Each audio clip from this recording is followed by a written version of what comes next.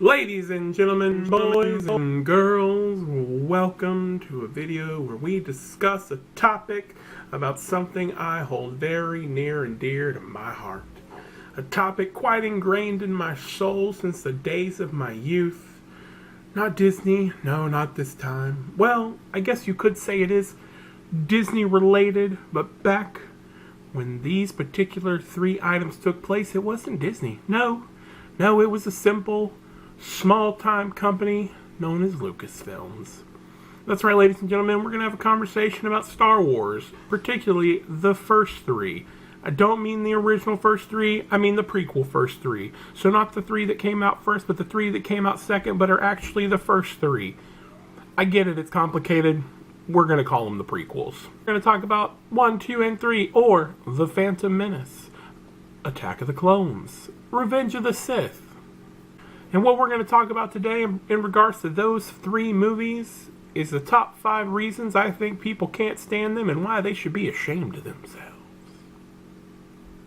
The first item on our list we're going to talk about is bad acting. I hear a lot of hate directed at Hayden Christensen for his bad acting in the role of Anakin Skywalker. But ladies and gentlemen, let's take a moment to think about how much money they dumped into these movies. Let's take a moment to think about the fact that there's a director who also wrote these movies. If you don't think that boy wasn't directed every step of the way on how to act as Anakin Skywalker, you got another thing coming. Not only was he directed every step of the way, the story was written specifically like he acted. I think a lot of the issue and a lot of diehard fanboys' problems is they assume Darth Vader was dark and menacing from the time he was born. It's just not going to happen that way. You got to start out with something small to get something evil, and we get Anakin Skywalker. I think it upset a lot of people that their deep, dark, menacing villain ended up being a whiny little pain in the butt. And I hate to tell you, that's probably exactly how he would have acted as a child.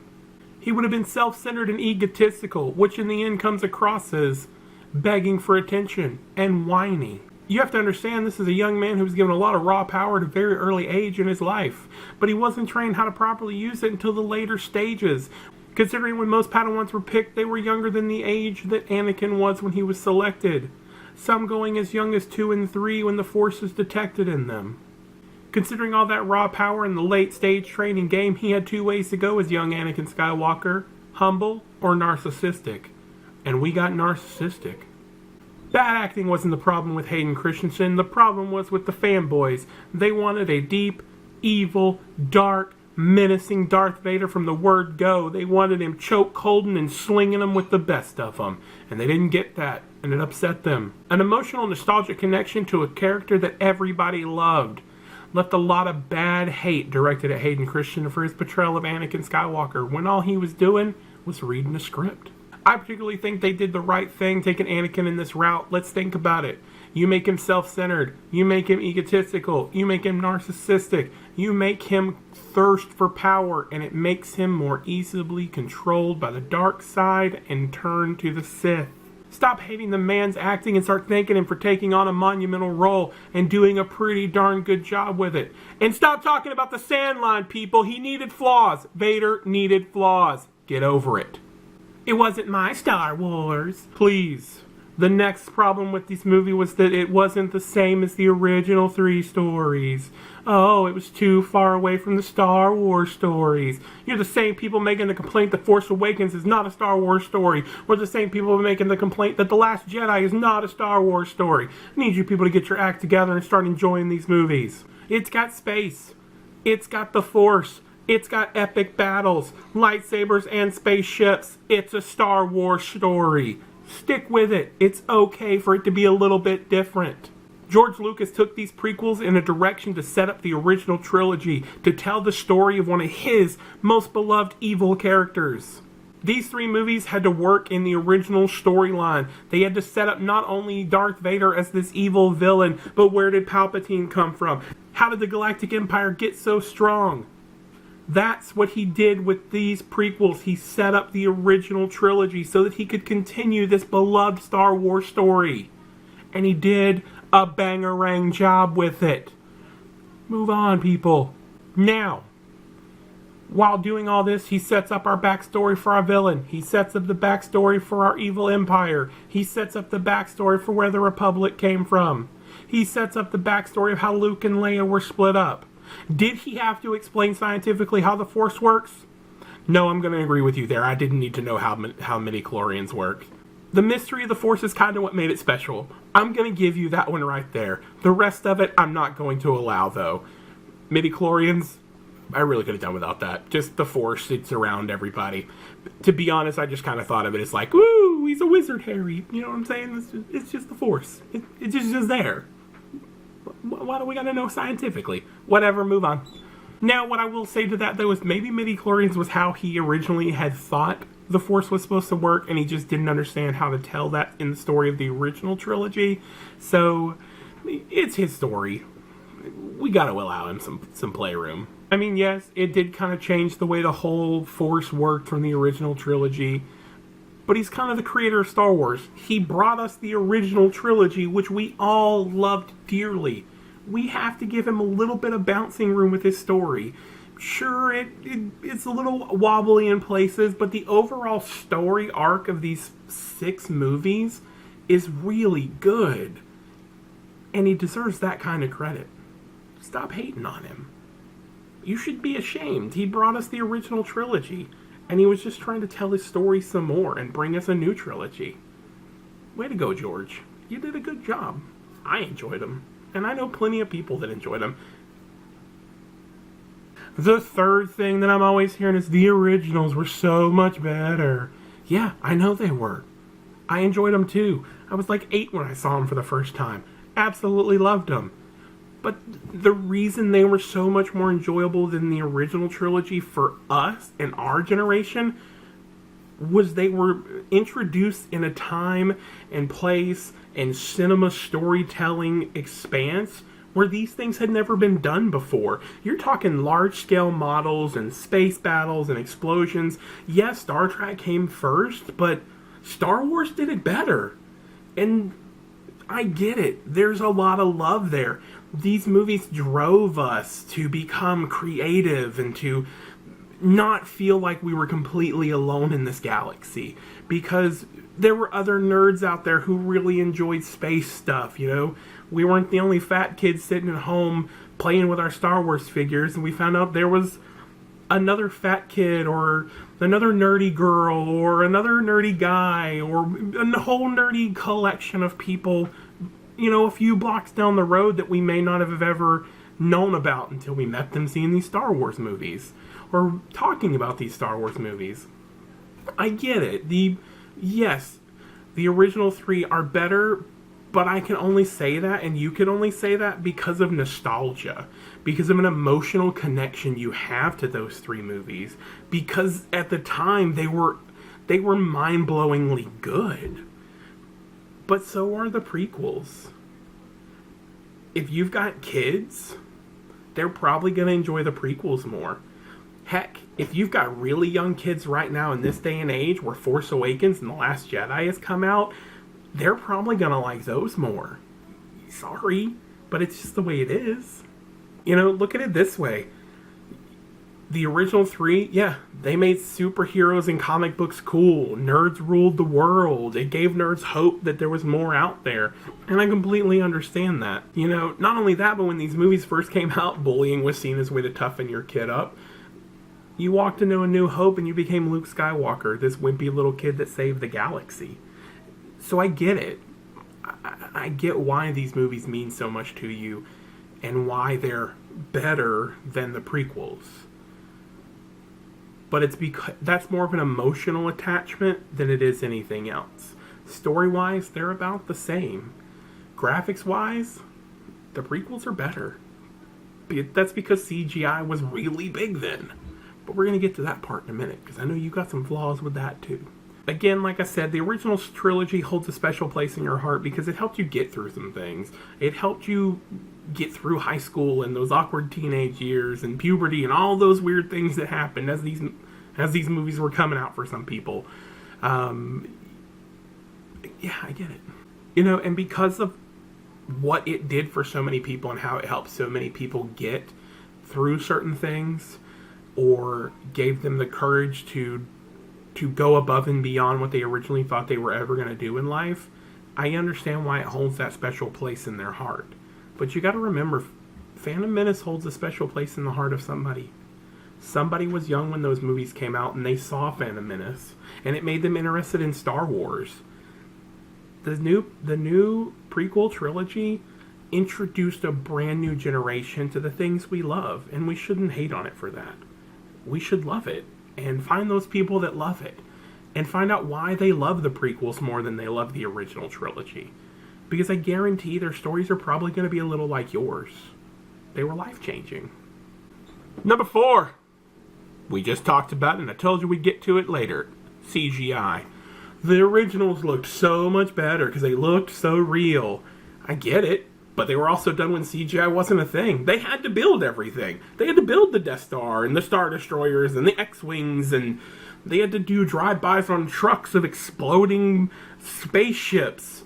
They looked real because they were kind of real. That's all Lucas had. He had this really amazing story that he wanted to tell, but he only had so much he could do. And he did what he did.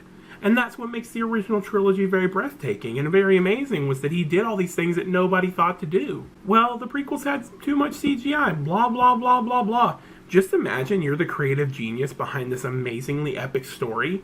You're given a budget and told, go make your movie. Go do what you wanted to do. That's pretty much what George Lucas did. He had this amazing story that he wanted to share with us, to bring to us. He wanted to expand his universe and expand his story. And he had all this amazing new technology to do it. He didn't have to build Naboo. He could do it as CGI. He could introduce all these alien races and droids and all this amazing stuff that he couldn't do in the first one because he didn't have the technology or the tools to build it or design it. And in turn, he brought us this much more expansive universe. And I get it, the original trilogy looks older and blockier and less sophisticated than the prequels. Why is that? Well, he kind of shows the degradation of technology from Phantom Menace all the way up into A New Hope. If you look at Phantom Menace, everything's sleek looking, and it's Flight of the Navigator spaceships, and it's all gorgeous. But as these movies progress and the Republic slowly dies and disintegrates into a galactic empire, we see that swing, and you figure between New Hope and Attack of the Clones, we've got at least 16 years past, because I believe when I read the original screenplay, Luke's 16, maybe 18, I'm pretty sure it's 16 though, so we're looking at about 16 years. And what he's trying to tell you with that is that's what happens when a dictator takes over and doesn't give a crap about anybody. All of this money and all of this technology went towards this Death Star, which is this big, massive killing machine. And so you've got people like Chewbacca and Han Solo who are just building parts and guns and spaceships out of whatever's left over and whatever they can steal or get their hands on. It's the same thing for the rebels, they've got to build their X-Wings and stuff out of just what's left over and buying parts here and there that they can get. When you're looking at the prequels, they look a lot flashier and a lot shinier, and there's droids and everything leading up into A New Hope and stuff like that. They're gonna be a lot different, because he's showing the degradation of what a dictator can do to a place. Not just one planet or another planet or one country, but across the galaxy. They were pulling everything in to make sure the Galactic Empire had everything it needed. They abandoned everybody else. So I understand why you're saying that it looked better, but he did it in a reason. There was an arc to it. Now, I will agree with you that CGI was overdone a little bit. There was probably a lot of landscapes or a lot of different scenes that they could have done without all the excess CGI. That's true, but again, kid in a candy store with an unlimited credit card. That's kind of what Lucas did with this. Look at it this way, he really had full unlimitless power to make the story he wanted. And I'm going to give him credit because he gave us a four-armed robot swinging lightsabers. He wasn't in it a whole lot, but that was kind of cool. Not only that, but you've got the lizard thing that Obi-Wan rides as he's scaling up the wall on the one planet. You've got all the different alien races. Some of the new droids looked really cool. Then we got to see the lava planet Mustafar, where Darth Vader's main base is for a long time. he couldn't have done that without CGI, because I don't know if you guys know anything about lava, but you get too close, you melt. Just saying. I can only imagine how full of joy he was to see his greatest creation come to life the way it did on the big screen. Mr. Lucas, I salute you for getting to play in a sandbox you created in the way only you could dream. And I thank you for that dream. For number 5 on our list for the reasons you hate the prequels and you should feel ashamed, well, Misa thinks it's time you be letting it go with Jar Jar Binks. Jar Jar was not as terrible as everybody made him out to be. He was a creature for the kids. Something to break up the monotony and the drone of the constant political struggle. These are stories of love, hate, power, and political struggle, and Jar Jar was just there to entertain the children, to keep their minds from wandering endlessly while we struggled through the political debates and all the boring Senate stuff. It was meant to break up the monotonous political power struggles, and he did it quite well. As an adult, I can see why you had so many issues with Jar Jar. You just wanted the full story without all the comedy breakup, and he ruined that for you. And I understand that. But he wasn't in there for you. So it's time to stop complaining about Jar Jar, because he wasn't a terrible character. And it's been 2 decades. It's time to move on. Not only that, he was no more clumsy or dim-witted than, say, C-3PO or Han Solo. Yeah, I said it. Jar Jar's the Han Solo of the prequels. Both are clumsy and get out of a situation with nothing but pure accidental dumb luck.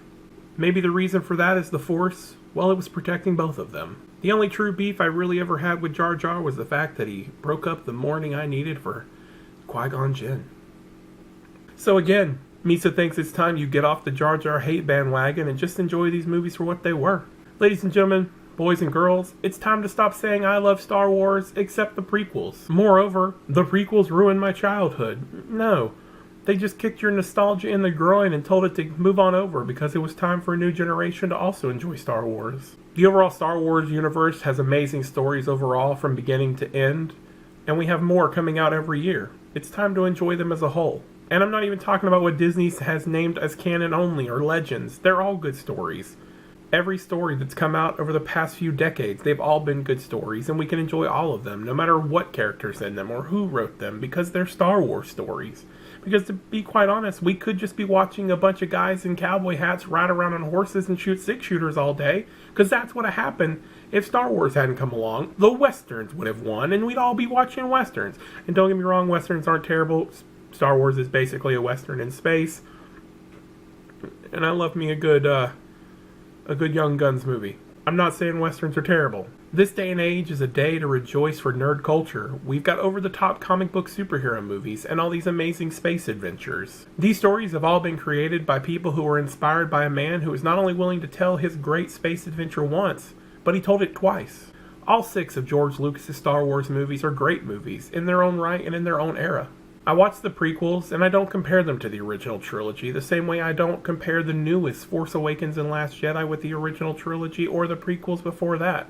All of these movies are one giant story arc that takes place in the Star Wars universe, but told by different generations, each generation with its own creative mind and technological advancements. It's time to enjoy them and love them as they are, as the great story that we've always known Star Wars could, can, and will be. Stop trying to find something wrong in every movie. Just enjoy them for what they are. It's time as a fandom, we Star Wars lovers love all of Star Wars, and stop hating on any one particular movie.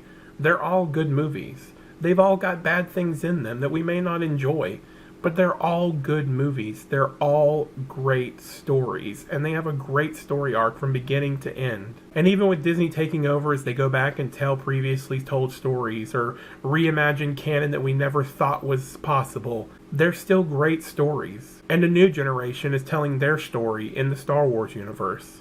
And they're doing their very best to make George Lucas proud, because that's what it's all about, honoring a legend that gave us Star Wars. Ladies and gentlemen, you let me know in the comments if you enjoyed this. Let me know if you agree with anything I've said. I'm pretty sure I'm going to get plenty of hate on this, because I know there's plenty of people out there that hate the prequels. But honestly, it's time that we stop. It's time that we start enjoying all these movies and sharing these movies with everybody. Every movie's got a little bit of a flaw in it. But as a vast majority, we need to start enjoying them as they were meant to be enjoyed, without the hate. Start thinking of the prequels from another point of view. For a kid who didn't grow up during the original trilogy, the prequel trilogy was the first they were introduced to Star Wars, and it led them into loving the original trilogy as well. So if you find somebody who enjoys the prequels, don't tell them they're wrong. Don't tell them why they're wrong. Just enjoy the fact that they love a universe and a fandom that you love too. Don't forget to share this video with your friends and family. Let's see what their opinions are on the Star Wars prequels and original trilogy. Heck, let's see what they think of The Last Jedi or Force Awakens. Heck, we got a Solo movie coming out next year, and I can't wait, because I think it's going to be great. Do me a favor while you're sharing it, hit that thumbs up, or the thumbs down, whichever. Let me know your true feelings on this video, whether you loved it or hated it. I'm always willing to listen to the comments. I'm always willing to listen to your opinions, and we can discuss it. While you're next to that thumbs up button, hit that subscribe button, and next to that subscribe button is a bell icon, so you'll know when all my videos come out. Hit both of those so you can see and enjoy other videos of mine, because I don't just talk Star Wars, we talk Disney and other movies as well. And definitely don't forget to leave me a comment, because that's the best part of doing this, is having the chance to talk with all you wonderfully beautiful people in the comments below. I love you. May the Force be with you. Till tomorrow.